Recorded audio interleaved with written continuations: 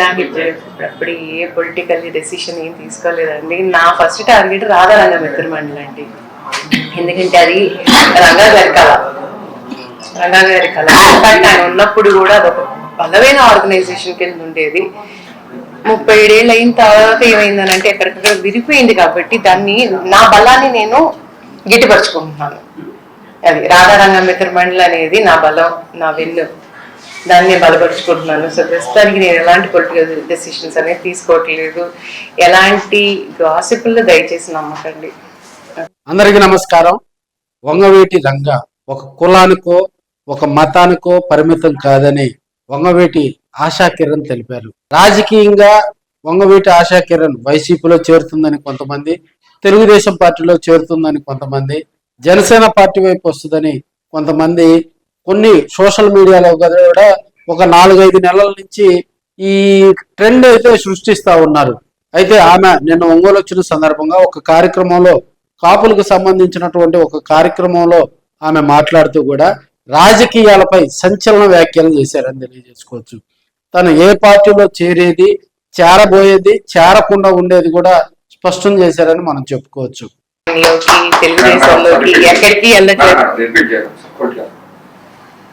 నేను ప్రస్తుతం ఎలాంటి పొలిటికల్ డెసిషన్స్ తీసుకోవట్లేదు. సో దయచేసి ఎలాంటి గాసిప్స్ క్రియేట్ చేయకండి. నేను ఏ పార్టీలోకి వెళ్ళట్లేదు, ఇది క్లియర్గా చెప్తున్నాను. సోషల్ మీడియాలో వచ్చేది నమ్మకండి. అలాగే రాధారంగ మిత్రమండలికి ఒక కులం, ఒక వర్గం, ఒక పార్టీ రంగు పీకండి. ఎందుకనంటే రాధారంగ మిత్రమండలి కులాలకి అతీతంగా, మతాలకు అతీతంగా, పార్టీలకు అతీతంగా ఉన్న ఆర్గనైజేషన్. ఆ ఆర్గనైజేషన్ అలాగే ఉంటే మనం ముందు వెళ్ళి చాలా సాధించవచ్చు. ఎందుకంటే ఒక్కసారి మనం దానికి ఒక రంగు అనేది పూస్తే ఏది సాధించలేము. సో నేను ప్రస్తుతానికి నేను పనిచేసేది రాధారంగ మిత్రమండలి ఆర్గనైజేషన్ బలపరచడానికి అని చెప్పి వచ్చాను.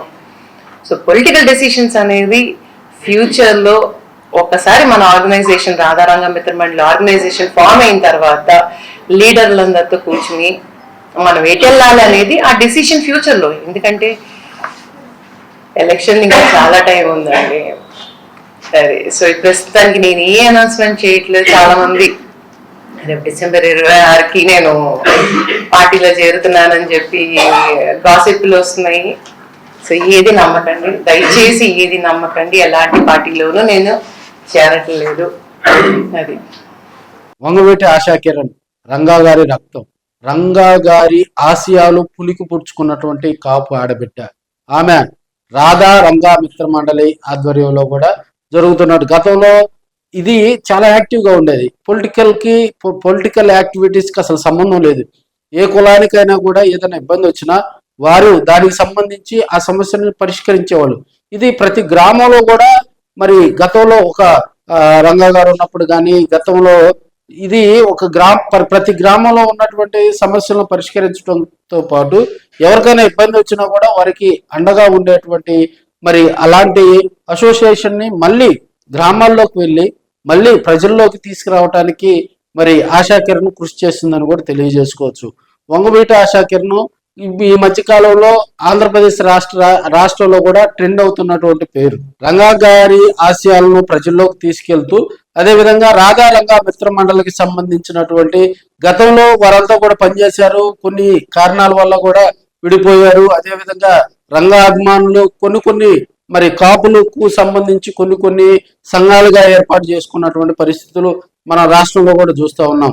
ప్రస్తుతం ఆమె వారితో కూడా మాట్లాడి అంతా కలిసి ఐక్యంగా కూడా రాధా రంగా మిత్ర మండలికి మరి అనుబంధంగా కూడా పనిచేసి మరి రాబోయే రోజుల్లో కూడా వారితో కూర్చొని మాట్లాడి రాజకీయంగా ఏ పార్టీలోకి వెళ్ళాలనేది కూడా కాపు పెద్దలందరితోటి మరి మాట్లాడుకొని సమీకరించి త్వరలో ఏ పార్టీలోకి వెళ్తాను అనేది కూడా చెప్తానని ఆమె స్పష్టం చేయడం జరిగింది.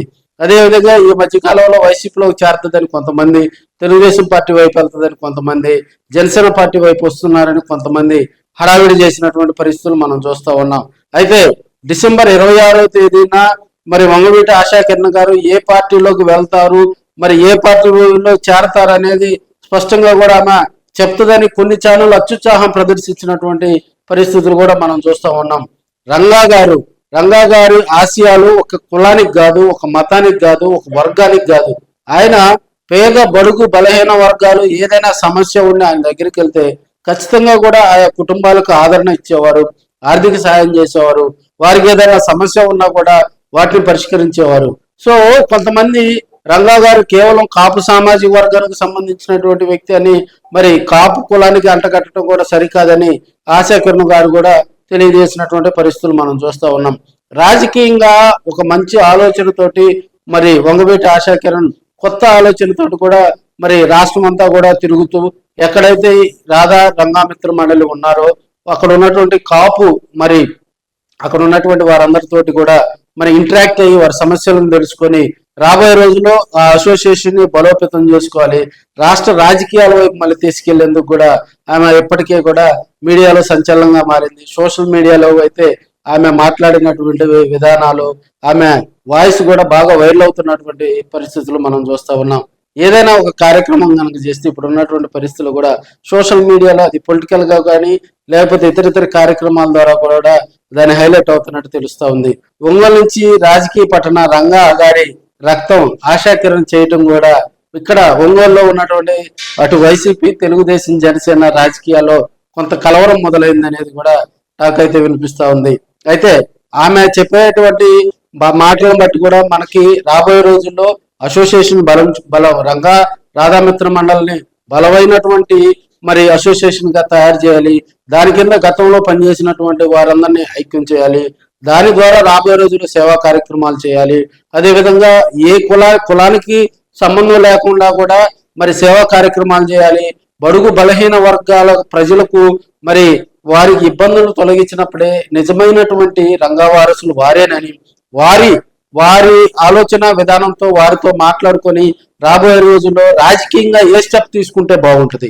ఇది ఒక కాపు ఆడబిడ్డగా కూడా మరి కాపు పెద్దలతోటి మాట్లాడి ఆమె సంచలన నిర్ణయం చెప్తానని చెప్పడం కూడా ఇది కొంత రాజకీయంగా కూడా రేపు ఆమెకు ప్లస్ అవుతుంది. ఎందుకంటే అక్కడ ఉన్నటువంటి కుల పెద్దలతో మాట్లాడి రాబోయే రోజుల్లో రాజకీయంగా ఆమె ఒక స్టెప్ కనుక తీసుకుంటే అది ఏ పార్టీ అయినా కావచ్చు, వైసీపీ కావచ్చు, జనసేన పార్టీ కావచ్చు, మరి టీడీపీ కావచ్చు. సో రేపు ఆ పార్టీలో ఉండి ఆ కార్యక్రమాల్లో కూడా పాల్గొనేందుకు అక్కడ ఉన్నటువంటి మరి కాపు లీడర్స్ అందరూ కూడా ఆమెను ఆశీర్వదిస్తారని కూడా రాజకీయంగా కూడా చర్చ నడుస్తుంది. రాబోయే రోజుల్లో రంగా గారి రక్తమైనటువంటి ఆశా కిరణ్ ను ప్రజలు మరింతగా ఆశీర్వదించాలని, కాపులంతా కూడా ఐక్యంగా మరింతగా రాజకీయాల్లో రాణించాలని కాపు బిడ్డగా కూడా వంగవీటి ఆశా కిరణ్ గారు అయితే కోరుకుంటా ఉన్నారు.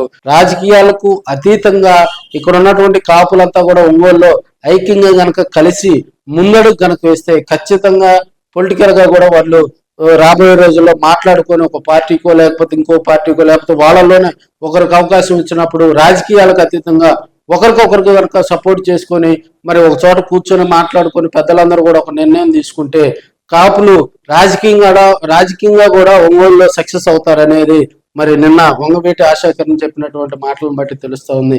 ఏదేమైనప్పటికీ కూడా కొత్త సంవత్సరంలో ఆశా కిరణ్ అటు వైసీపీలోకి వెళ్తారా, టీడీపీకి వెళ్తారా, జనసేనకి వెళ్తారా అనేది కూడా మరి తేల్చనుందని కూడా మనం తెలియజేసుకోవచ్చు.